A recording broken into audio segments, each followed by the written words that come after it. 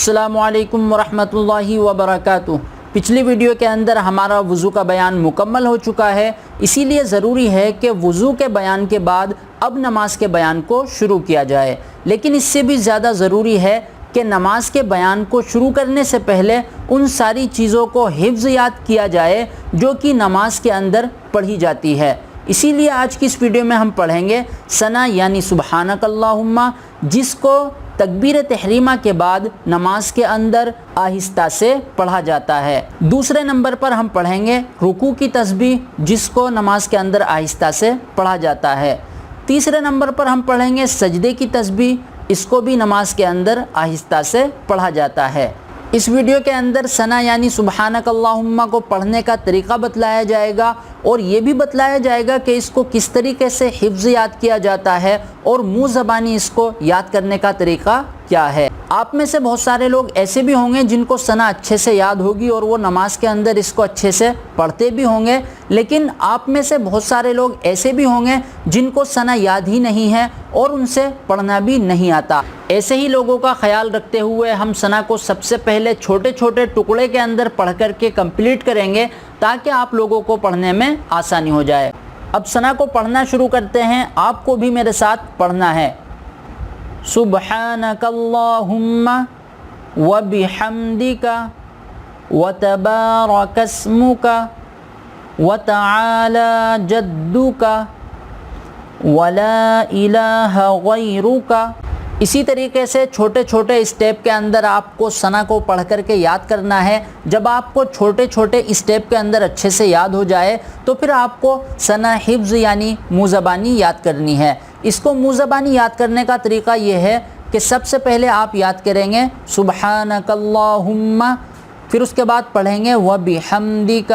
جب آپ کو وبحمدک اچھے سے یاد ہو جائے تو پھر اس کے بعد آپ شروع سے ریپیٹ کر کے لائیں گے سبحانک اللہم وبحمدک، پھر آپ پڑھیں گے وتبارک اسمک۔ جب آپ کو یہاں تک اچھے سے یاد ہو جائے تو پھر شروع سے ریپیٹ کریں گے سبحانک اللہم وبحمدک وتبارک اسمک، پھر آگے پڑھیں گے وتعالی جدک۔ جب آپ کو یہاں تک یاد ہو جائے تو پھر شروع سے ریپیٹ کریں گے سبحانک اللہم وبحمدک وتبارک اسمک وتعالی جدک، پھر اس کے بعد پڑھیں گے ولا الہ غیرک، پھر شروع سے ریپیٹ کریں گے سبحانک اللہم وبحمدک وتبارک اسمک وتعالی جدک ولا الہ غیرک۔ لیکن جب آپ آیت کر کے پڑھیں گے لاسٹ میں تو کاف کے اوپر زبر کی جگہ ساکن کر کے پڑھا جائے گا۔ ساکن کرنے کی صورت میں پڑھا جائے گا ولا الہ غیرک۔ اسی طریقے سے اسٹیپ بائی اسٹیپ آپ کو حفظ یعنی منہ زبانی یاد کرنا ہے۔ جب آپ کو اچھے سے منہ زبانی یاد ہو جائے تو پھر آپ پڑھیں گے ثنا کو اس طریقے سے سبحانک اللہم وبحمدک وتبارک اسمک وتعالی جدک ولا الہ غیرک۔ اب چلتے ہیں رکوع کی تسبیح کی طرف۔ اس کو بھی پہلے اسی طریقے سے آپ کو چھوٹے چھوٹے اسٹیپ میں پڑھنا ہے، اس کے بعد اس کو پورا پڑھنا ہے۔ تو سب سے پہلے ہم چھوٹے چھوٹے اسٹیپ میں پڑھتے ہیں۔ رکوع کے اندر پڑھا جاتا ہے سبحان ربی العظیم، تو یہ کیا ہے، 3 اسٹیپ کے اندر ہم نے اس کو پڑھ کے پورا کیا۔